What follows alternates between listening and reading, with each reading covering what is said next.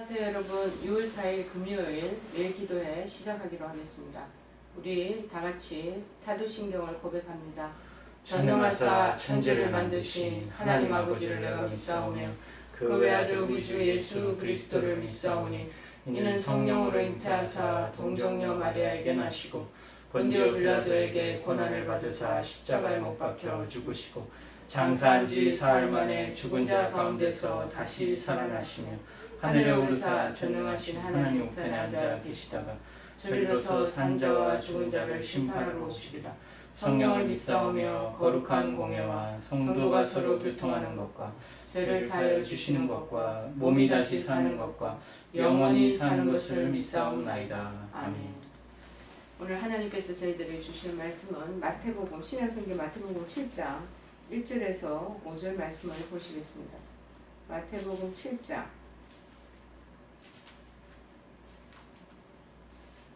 1절에서 5절 말씀입니다. 제가 봉독해 드리겠습니다. 비판을 받지 아니하려거든 비판하지 말라.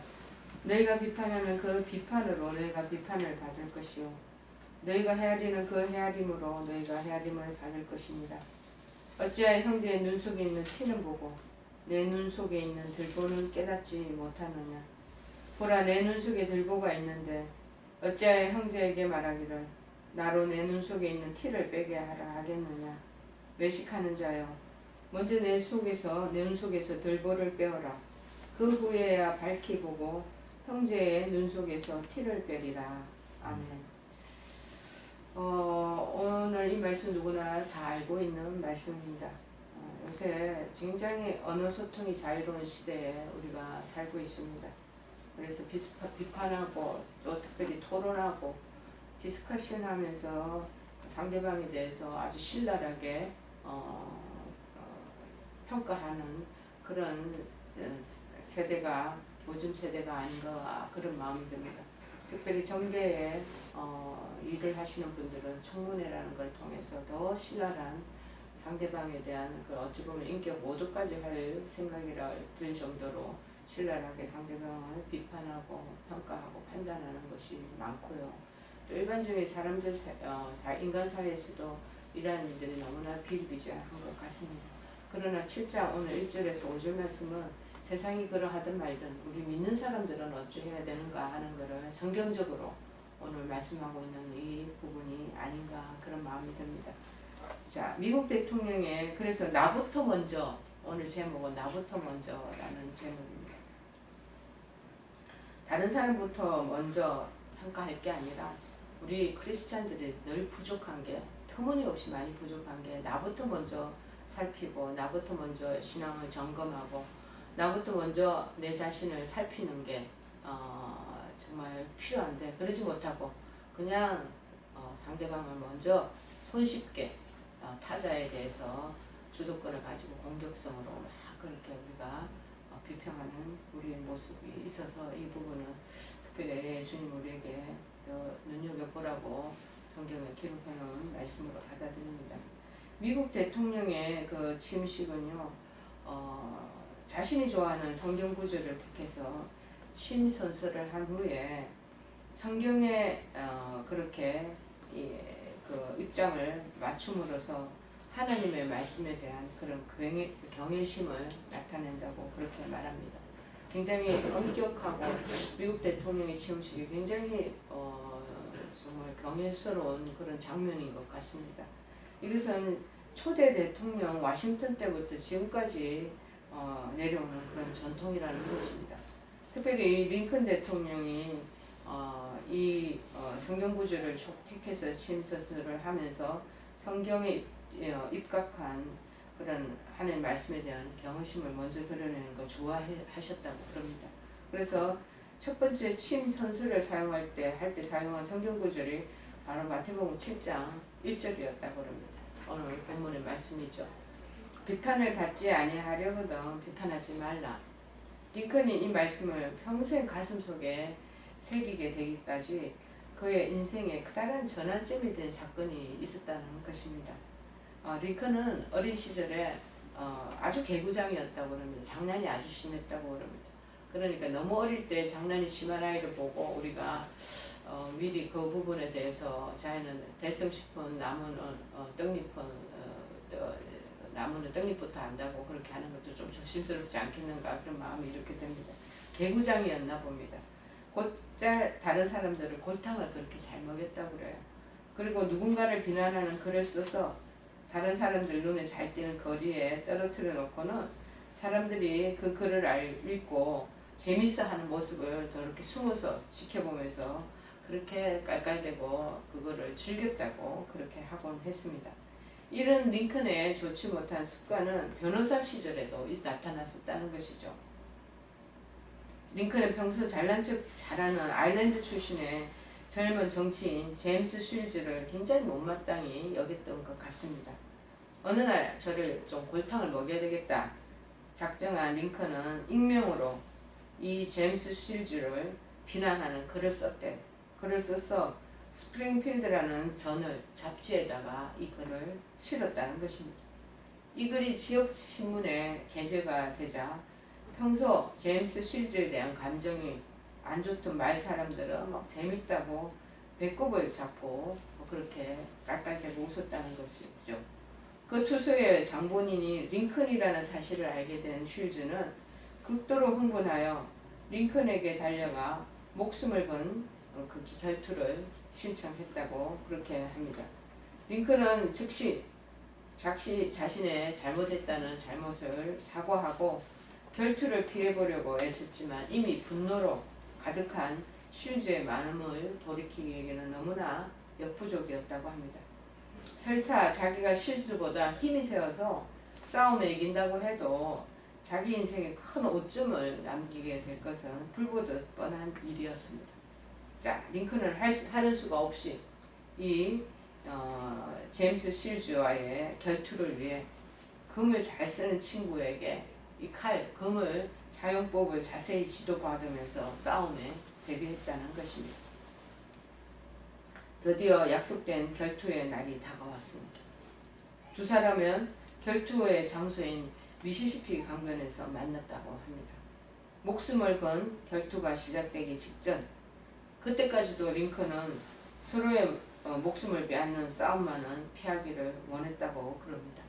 그래서 링컨이 마지막으로 친구들에게 중재를 부탁했다는 거예요. 지금 쉴즈가 너무 화가 나 있으니까 내가 이 부분에 대해서 변명을 하거나 사과를 해도 못 받아들이니 여러 친구들이요. 당신들이 좀 중간 역할을 해서 이 쉴즈의 마음을 좀 가라앉히 달라고 요청한 것 같습니다. 다행히 이 제임스 쉴즈가 친구들의 그 권고를 받아들여서 피를 부르는 결투는 중단이 되었던 것입니다. 그러나 이 사건은 링컨의 마음에 잊을 수 없는 큰 충격을 준 사건이 되었던 것입니다. 그로 인해 그는 자신의 좋지 못한 습관이 얼마나 큰 화를 자초하는지를 절실히 깨닫게 된 것입니다. 링컨은 이 제임스 쉴즈의 사건을 거울 삼아서 그 이후로는 두 번 다시 사람을 비방하거나 모욕하는 일은 하지 않았으며 오히려 다른 사람을 칭찬하고 격려하고 높여주는 그런 사람이 될 것을 마음으로 그렇게 결심하게 되었다고 그럽니다. 그리고는 이제 마태복음 7장 오늘 본문의 1절의 말씀을 그렇게 평생도록 가슴에 새겼다는 것이죠. 그는 아내나 어떤 사람들이 다른 사람들을 옆에서 나쁘게 말할 때가 있잖아요. 가족들, 특별히 아내가 남편에게 이웃 사람 누구는 참 이상하더라 그러고 비방하고 때때는 우리가 그거를 집에서 이렇게 씹는다고 얘기를 하죠. 씹는 경우가 많잖아요. 그러면서 스트레스도 풀고 이렇게 하는데 그런데 그렇게 와이프가 말을 할 때면 도로 그들을 변호하고 감싸주며 아내에게 이렇게 아니면 다른 사람들에게 이렇게 말하곤 했답니다. 그 사람들을 책망하지 마십시오. 우리들도 그들과 같은 상황에 놓인다면 똑같은 행동을 취할 것입니다. 그렇게 하면서 본인이 평생 이 마태복음 7장 1절의 말씀을 비판을 받지 아니하려거든 비판하지 마라. 제임스 쉴즈라는 그 친구를 통해서 큰 교훈을 깨닫게 된 것입니다. 그리스 지역에도 이런 속담이 있답니다. 사람은 누구나 앞뒤에 하나씩 자루를 달고 다닌다. 앞에 달고 있는 자루에는 남의 허물을 모아서 담고 뒤에 있는 자루에는 자기의 허물을 주워 담는 그런 주머니가 있다. 자루가 있다라는 속담이 있다는 것이죠. 그래서 남의 허물을 담는 자루가 눈앞에 있기 때문에 다른 사람의 허물을 쉽게 보고 비판하기를 좋아한다는 것입니다. 그러나 자신의 허물과 약점은 드러내고 싶어 하지 않잖아요. 그래서 뒷주머니에 차고 있다는 거예요. 뿐만 아니라 자신은 조금 더 비판받는 그런 인물이나 나의 그런 허점이 없다라는 것을 숨기기 위해서 뒷주머니를 타고 있다는 것이죠. 여러분, 이 속담에도 굉장히 우리에게 주는 교훈이 있습니다. 사실 비판받기를 좋아하는 사람이 이 세상에 어디 있겠습니까? 그래서 예수님도 말씀하시지 않습니까? 1절에 비판을 받지 아니하려거든 너희도 남을 비판하지 말아야 한다고 말씀하시는 것입니다. 이 말씀은 어떠한 경우에도 비판이나 판단을 하지 않아야 한다는 게 아니라 들보와 같은 단점과 죄와 과오가 내 자신에게 있음을 알아라는 거예요. 근데 그거를 알아채지도 못하고 오직 주변의 이웃들에게 또 심지어 우리는 교회에 보면 교회 목사님이나 또 주변의 그 장로님이나 직분자들에게 먼저 작은 허물을 찾기 쉽다라는 겁니다. 찾고 그래서 그것을 정죄하고 비판하는 자들의 그런 모습된 모습을 지금 경계하고 계시는 것입니다. 여러분, 때로는 어떨 때 우리가 밥상머리 밥을 먹고 식탁에 가족들이 모여 있을 때 그렇게 쉽게 밝은 입으로 비방하기 좋아하는 것이 뭐냐면 교회 목사님들을 많이 비방하게 되고 그것을 판단하는 경우가 많이 있습니다.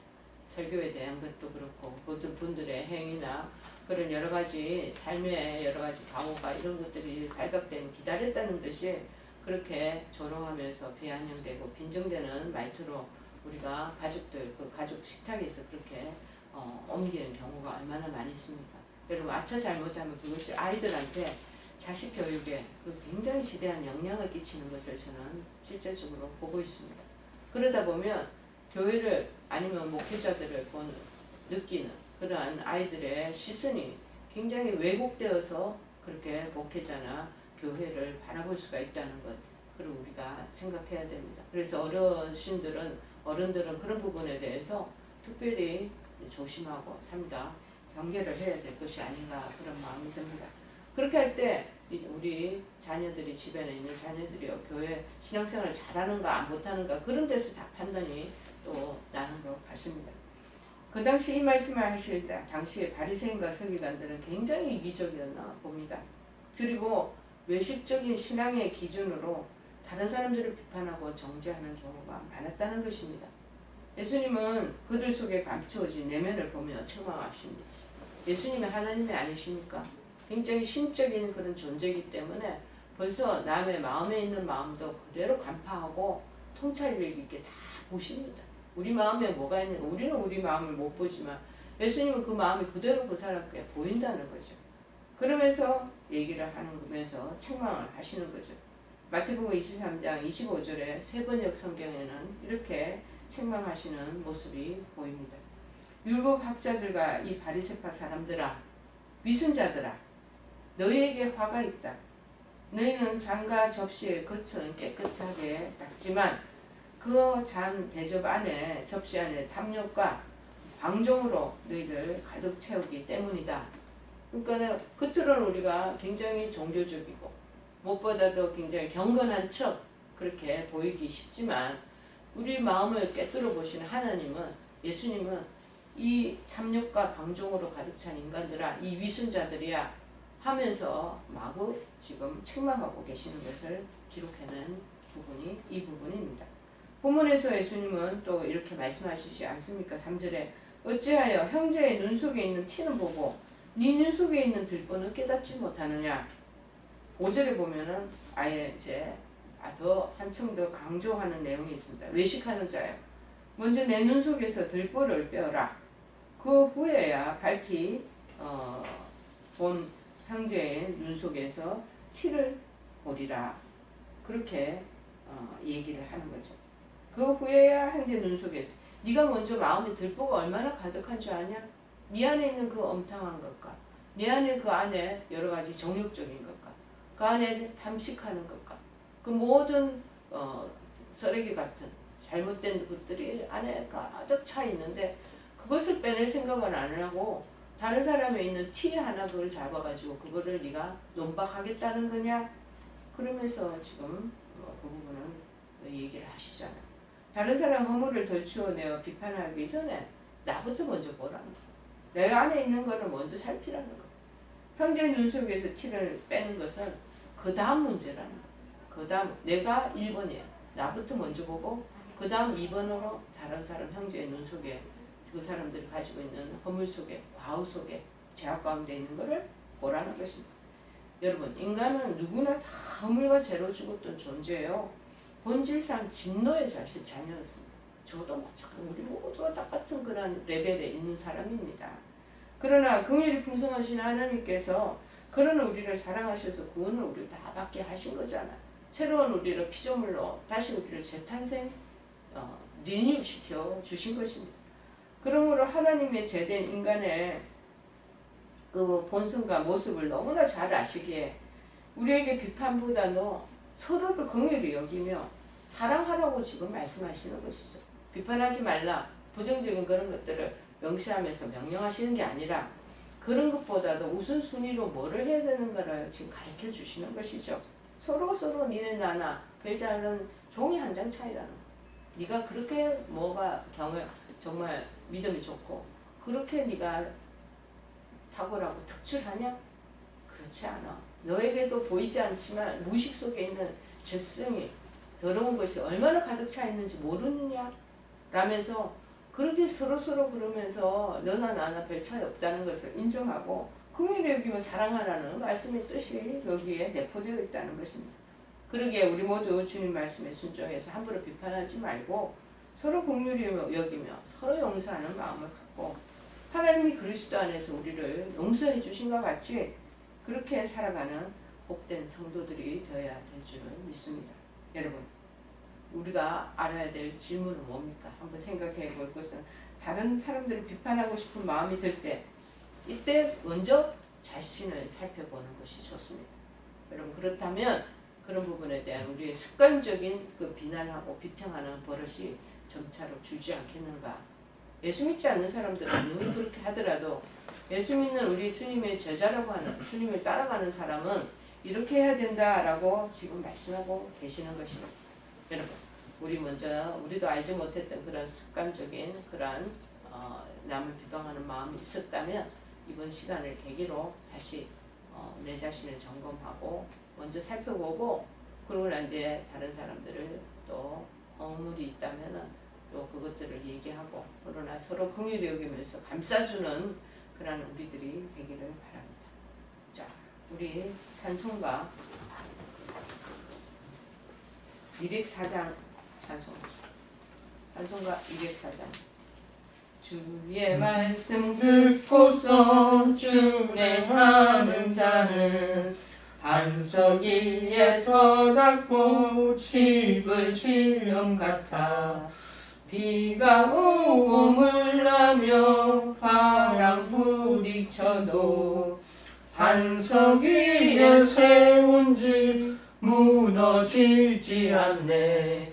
잘 짓고 잘 짓세 우리 집 잘 짓세 만세 반석 위에다 우리 집 잘 짓세 주의 말씀 듣고도 행치 않는 자는 모래 위에 터닫고 집을 지은 같아 비가 오고 물나며 바람 부딪힐 때 모래 위에 세운 집 크게 무너지네. 잘 짓고 잘 짓세 우리 집 잘 짓세 만세 반석 위에다 우리 집 잘 짓세. 기도하고 주기도문으로 마치겠습니다. 긍휼이 풍성하신 하나님 다른 사람을 정죄하고 비판하는 마음이 있었음을 고백합니다. 용서하여 주옵시고 남의 장점을 드러내 주되 허물은 작게 보고 격려할 수 있는 그러한 마음을 허락하여 주옵소서. 또한 나의 하나님 단점과 약점과 허물을 먼저 보게 하시고 들꽃처럼 크게 느껴서 고치도록 도와주옵소서. 지금은 우리 주 예수 그리스도의 크신 은혜와 하나님 아버지의 지극하신 사랑하심이 이곳 우리 하나님 멜기도에 모여있는 사랑하는 성도들과 그리고 이 영상을 바라보는 사랑하는 성도들의 머리 위에와 그들의 여러 가지 불편하고 하나님 아버지 다단한 그러한 육신이 지금부터 영원토록 함께 하옵시기만을 간절히 축원하옵나이다. 아멘.